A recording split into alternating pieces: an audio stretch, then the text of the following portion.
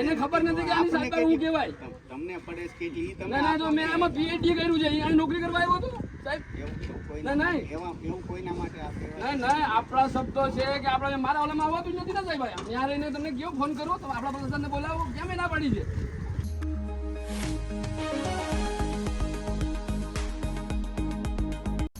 ઘોઘલા ચેકપોસ્ટની બહાર અહેમદપુર માંડવીમાં આજે ફરી જમીન લેતી દેતી પ્રકરણમાં દીવ પ્રશાસન અને ગુજરાત રાજ્યના અધિકારી થયા એકત્ર. નાળિયા માંડવી સરપંચના પતિ રફીકભાઈએ જમીન માપણીની કરી મનાઈ.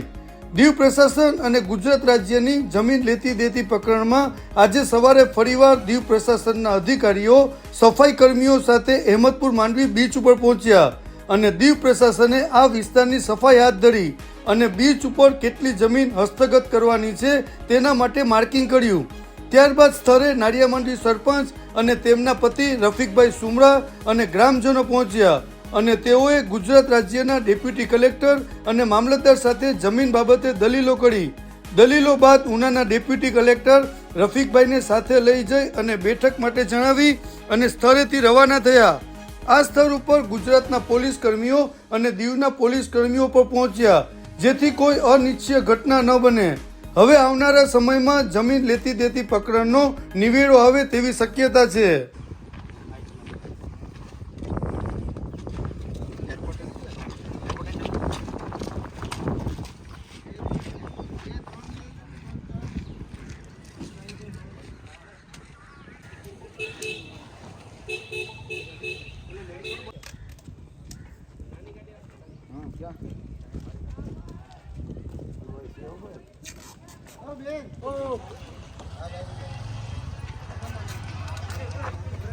हेलो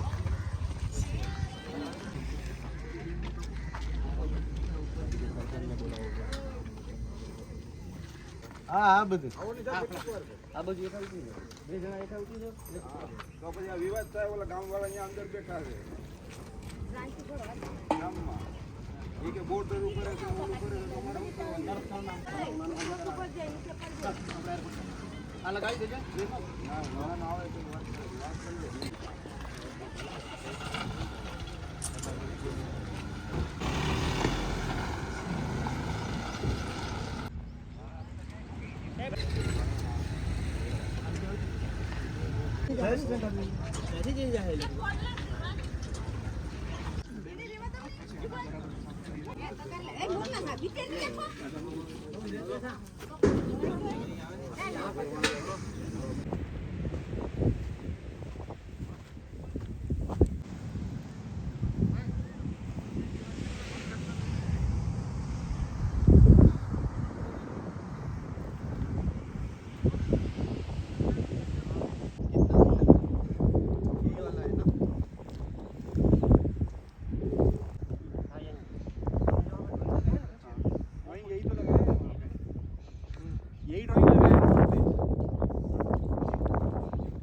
इधर से हाई टाइड लाइन कितना है मैप पे मार्क किया है उसमें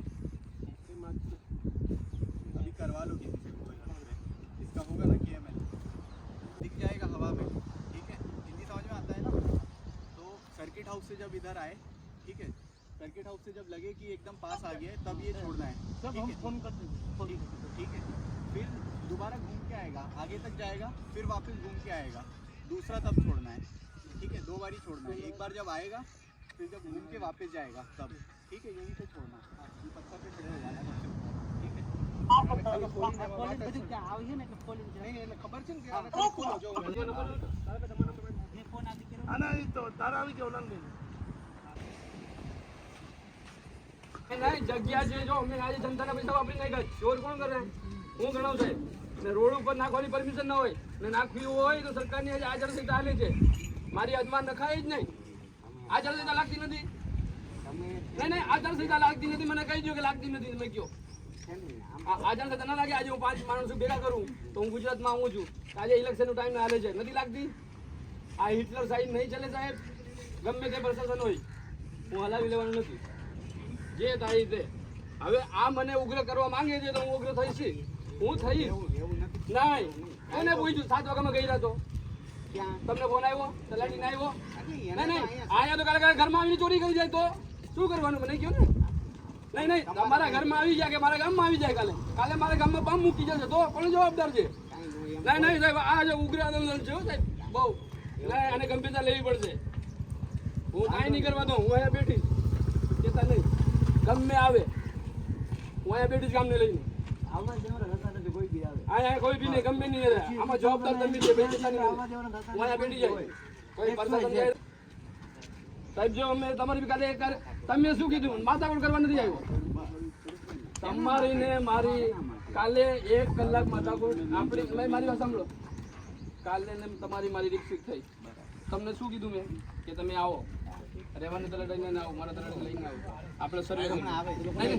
આપણે સર્વે કરીએ, આપણી વાત હતી ને એનું નિરાકરણ લાવીએ કીધું ને મેં ના નથી પાડતો. આ હિટલર સાહેબ અંદર ઘરે એટલે મને દુખાવો થાય, હું કરવા નહીં દો. મને એક જ વાત છે, એ વાતનું ચીડ છે. કોની પરમિશન લીધી? અહીંયા ગઈ હતો મંડપ ના ગયો, કોની પરમિશન લીધી? આ હિટલર સાહેબ તાનાશાહી હું નહીં ચાલવા દઉં. એ લોકો હાથા બનશે, એ ધ્યાન રાખજો. મારે મુદ્દા મારા કલેક્ટરને આપવાના છે, તમને આપવાના છે. સાથે રાખી સર્વે કરો. જંગલ ખાતું છે, બધું છે. એને ખબર નથી કે આની સરકાર હું કહેવાય. તમને પડે કે ઈ તમે ના તો મેં આમાં પીએચડી કર્યું છે, અહીં નોકરી કરવા આવ્યો હતો સાહેબ. નહીં એવું કોઈના માટે આપે નહીં, આપણા શબ્દો છે કે આપણે મારા ઓલામાં આવતું જ નથી ને સાહેબ. ત્યાં રહીને તમને કયો ફોન કરો તો આપણા પ્રશાસનને બોલાવો, કેમ ના પાડી છે? આવો આપણા પ્રશાસન સાથે રાખીને. તમે કોઈ બી સરકાર હોય, સરકાર એક જ છે. દીવથી પ્રશાસન કોઈ બી મિનિસ્ટર આવે તો તમે પ્રોટેક્શન નથી આપતા. જે આચારસંહિતા હોય ને મારા ગામમાં આવીને કે હું જબરજસ્તી લઈ લઉં, આયા સફાઈ કરાવી નાખી. નહીં, એ સાહેબ ખોટી વાત છે. તમે આવો કરો, હું તમારી સાથે છું, મારી પોલીસ સાથે છે, બધું છે, પણ આ લોકો સાથે નહીં. હું અહીંયા બેઠવાનું જ છે, મને કોણ હટાવશે? હું જોઉં મારો અધિકાર લઈને હું આવ્યો છું, મારા અધિકાર ઉપર બેઠીશ, બરાબર છે. આમાં તો હજુ બહુ આગળ હાલશે એ લોકોની તાનાશાહી, એ ન ચાલે. આ તાનાશાહી છે સાહેબ. મને એક વાત કરો સાહેબ તમે કે આ લોકોને આપણી હદમાં આવવું હોય તો આગળ આ સાહેબની હદ લાગે તેને પૂછવું જોઈએ કે પોલીસનો ગુનો બને તો કેમ નથી લેતા? એમ તો કેમ કે ન બને પોલીસનો ગુનો છે, અને મને કયો બરાબર છે ને સાહેબ?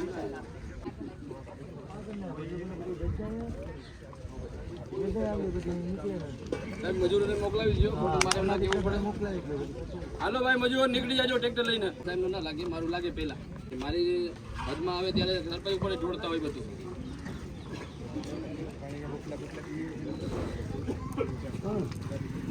આ રસ્તો છે ને, રસ્તો એવી માલિકીમાં છે, ઓલામાં નથી કે સરકારમાં નથી.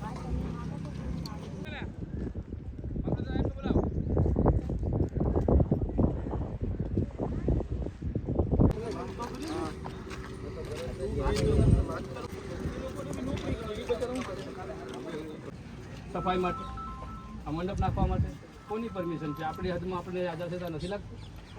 મને કહ્યું ને, તમને મેં ફોન કર્યો ને સાહેબ? આવ્યા ને, હવે આ પ્રશાસનનું શું કામ છે આપણે? આપણે હાલો માપણી કરીએ, હું બધી પબ્લિકને મોકલાવી દઉં. મને તો ખબર છે કે અહીંયા પંચાયત આવે, અહીંયા જંગલ આવે, આ મરીનટાઈન બોર્ડ આવે, આની પાછળ ગાંધીના પ્લોટ આવે, તો એ બધા અલગ અલગ કરવા પડે. બધાને જેનું શોષણ થાય એ બધું આપણે જોવાનું છે. પાન્ય અલગ કરવાના છે. જંગલ ખાતાની 7 બાર નથી નીકળતું, જંગલ ખાતાનું પગલું લેવું છે. તો આ તો 300 પૈકી 11 પૈકી 35, 1 પૈકી 35 એનો સર્વે નંબર છે 306 હેક્ટરનો છે. હવે તેમાંથી કોણ કોને આપવાનું છે તો જોવું. આપું છું પણ તમે તો ક્યાં? આ લોકો આક્રમણ કરીને સાહેબ આવે ચાલે, આપણી 1 કલાક મીટિંગ ચાલે. મેં તમને એવું કીધું કે તમે આવો, રેવાનો તલાટી આવે, મારો તલાટી આવે, આપણે 4 જણ સર્વે કરવાના હતા. આપણે સર્વે નહીં, તમારી જે ફરિયાદો છે, તમને રજૂઆત છે, આ કોણ કરશે સાહેબ? આ કોણ કરશે? આ જે નિકાલ ગ્રામ પંચાયત રસ્તો આવશે તો મને રસ્તો બીજો આપશો તમે? આ મારી માંગ તો પૂરી કરવી પડે ને. આ રસ્તો તમારો જે જાગૃત રહેવો પડે કે નહીં? પણ ખાલી વાતો જ કરવાની, આપો ને લખીને. તો આવો છો ગામ સ્થળ ઉપર પેલા કલેક્ટર સાહેબે તમને બોલાવ્યા? ઓકે ચાલો.